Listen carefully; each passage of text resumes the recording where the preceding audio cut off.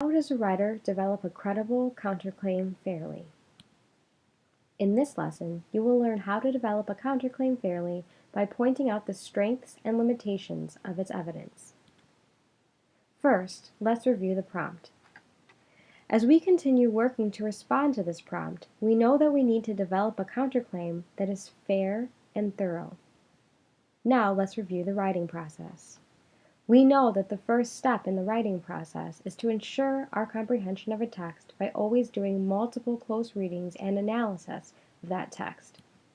The second step is to read the assignment or prompt and figure out what it is asking us to write about. Remember, in our case, we are writing an argumentative essay following the reverse definition format. The third step in the writing process is to generate ideas for what we want to say about the text and to make a plan for how we are going to write it.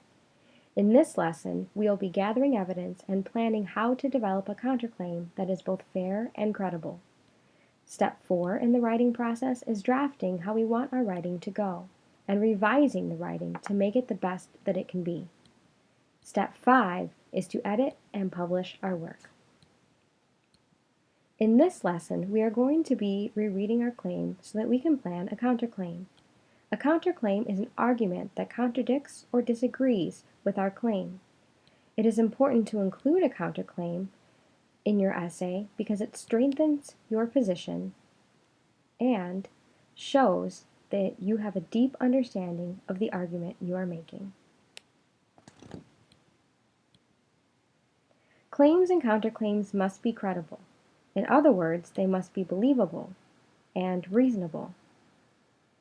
Developing knowledgeable and precise arguments and counterclaims supported by evidence ensure they are credible.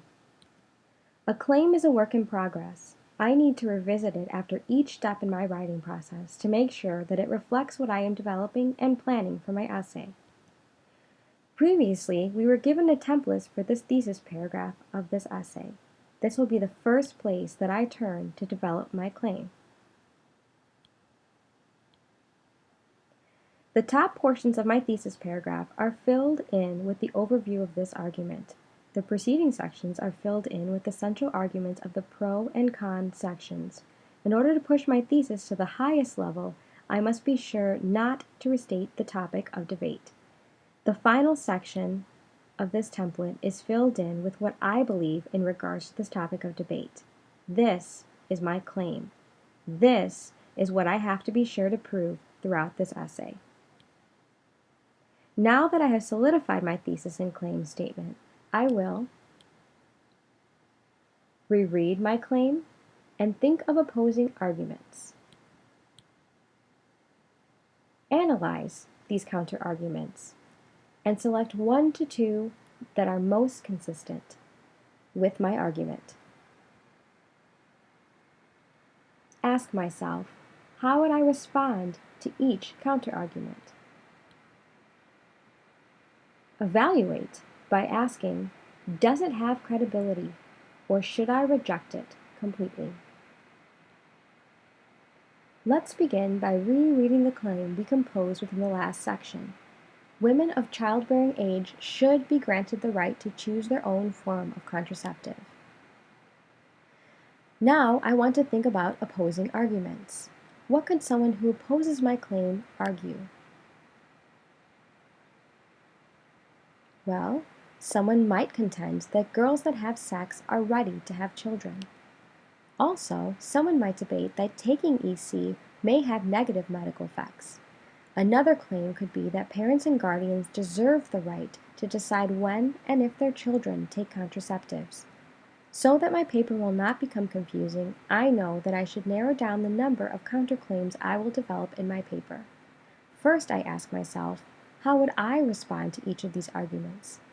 As I take a close look at the first argument about girls being ready to have children, I realize that I can't respond to it. There simply is no evidence to support the desire of the girls in question to give birth, so I can rule out that counterclaim. As I look at the third optional counterargument, I decide to reject it based on the notion of what the elders deserve.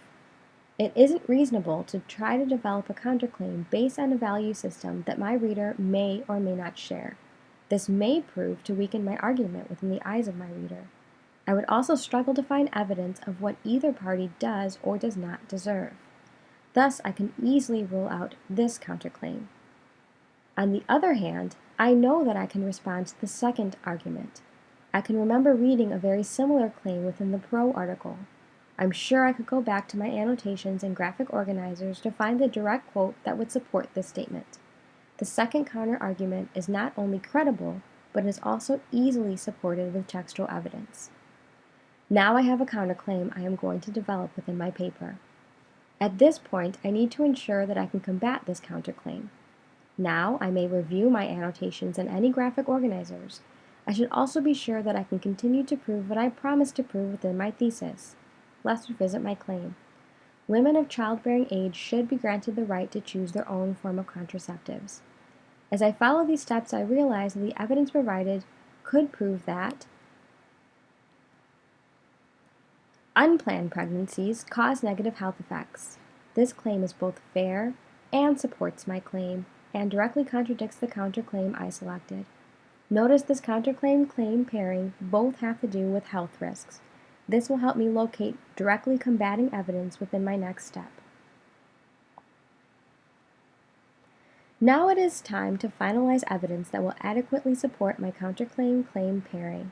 Because we are following the reverse definition outline, I will begin with my counterclaim.